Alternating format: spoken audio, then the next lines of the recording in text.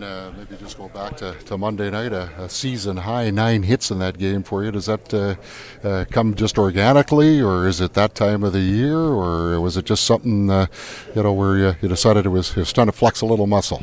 No, I think it was just organically. I think just for games and my game specifically, when I'm getting my gaps, when I'm moving my feet, I think that's a good indicator of being able to finish my checks. And I think for our team as a whole, as we're getting down to the nitty gritty here, big road trip coming up, big test tonight.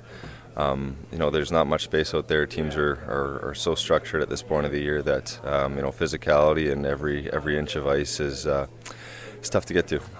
You stood up a couple of guys very early in the game. How important is that maybe then to drag everybody kind of into it from a physical sense and set that tone? Yeah, I think when we're at our best, physicality can be defined as so many different things. I don't think it's fighting. I think it's just puck battles. Getting to the part of the ice that the coach or the team needs you to get to for that instance. And I think when we're on our best, playing Winnipeg Jet hockey, we're doing that, and we're hard forechecking, we're hard back checking.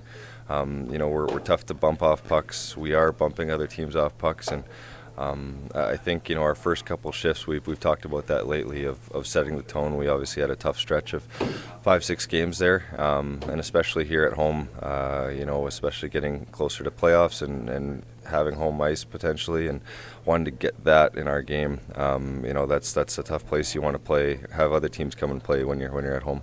What was the missing ingredients in both games that you faced against Calgary? The one game was so far the first game of the year, right? I think was at home or their home, and then the most recent one, definitely not one of our best games. I don't remember the specifics of the goals they had scored and everything, but they're a highly skilled team. They're a talented team. I think they're a team coming into the year that had high expectations for playoffs and whatnot, and are a prideful group. So we're going to have to expect their best tonight. Well, you can eliminate them, and you guys can clinch tonight. So how much of that is like sort of in the prep, the game plan, and in the forefront or back of your minds? Yeah. I think we're just trying to get our team game to a point where we're happy with. I think everybody in here, you want to be going into playoffs, feeling good about your game personally and as a team, as a line, as a D pair. I think to be able to clinch tonight, we don't want to be having to worry about other teams. I think we can control our own destiny, and we've worked hard at that over the last 75 games, whatever it's been. So to be able to have a nice, celebratory end of this homestand, getting in and getting an X beside our name would go a long way.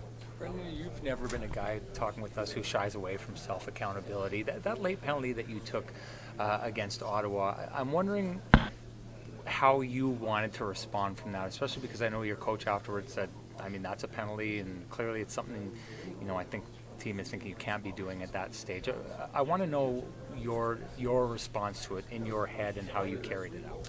Yeah, first and foremost, I just felt like I let the team down, like I let all the guys down. I thought we played one of our better games and worked so hard to get to that point in the game, and whatever the time was on the clock to take that, I just felt horrible. And it was, you're sitting there in the penalty box and you can't do anything about it, and it's not like you can go out there and block a shot or do whatever you can to do it. And they score the goal and we lose the game, and you're hoping it's not something that comes back to bite you here, come game 82 or for whatever position we finish in. But for me personally, like if I'm not playing physical and I'm not boxing out in that front and I'm not hard to play against that, I'm probably not in the league, and I'm probably not able to affect the game in a way that I can be to be impactful. So I think that's just something where I've got to be smarter with my net fronts. I don't think it's been an issue or a habit this year where I've taken a million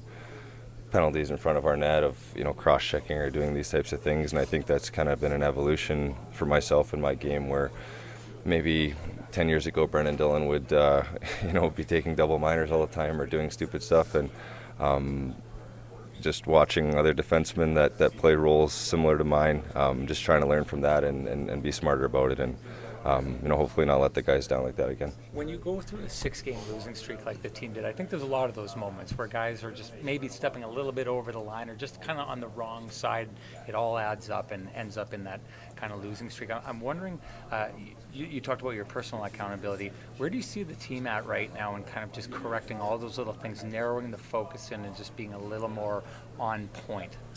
Well, I think that's just it, is really just refining your game to this point. I mean, every face-off, the one-goal games, our special teams, defensive zone coverage. I mean, these are all things that in a playoff game, all it takes is one break, and we know how hard it is to score in the NHL in general, and then the second half of the time, and then the last quarter, and then playoffs. I mean, it's hard to score, and especially when you give up the backdoor tap in or the net front breakdown or the meaningless turnover. I think those are the things that we can eliminate, and it's such a fine line because you want your talented players to make those plays, you want your physical players to finish all their checks and do that, but just the maturity to be smart about it and not hurt the team in the long run, because I think come this time of year, all that really matters is the wins and losses, not the little getting back at a guy or the highlight reel goal that could be scored. And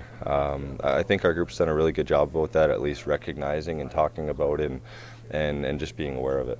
Brenden, you talked about 10 years ago, Brenden Dillon. Old school Brenden Dillon ever been involved in anything like what happened last night on Madison Square Garden? Have you ever seen 8 guys get tossed 2 seconds into a game? Well, I was on that Washington Capital team that had the big rumble at MSG in 2020 or 2021, so I think I was trying to fight bears that game when he was with the Rangers. No, it's talk about the good and bad of fighting in hockey. Time and a place for it, of course. That's a big rivalry game, New Jersey and the Rangers, and a big 2 points that was necessary for both teams. So it's fun to watch. I think glad nobody really got hurt or anything like that in the whole thing, and yeah. I guess if you're one of the 4 remaining defensemen and there's still 59, 58 left, you're in for a long night, right, in terms of ice time? Yeah, you're getting your ice time up. I think the other D pairs were, some of them thankful to get the ice time up, and some guys were probably a little tired today after those games. Brenden, I know it's only been 1 game since Rick switched up the pairings, but to what extent do you feel like the desired effect came through on Monday that you feel good about moving into tonight and forward? I mean, we're 1-0 with it, so obviously it did something right.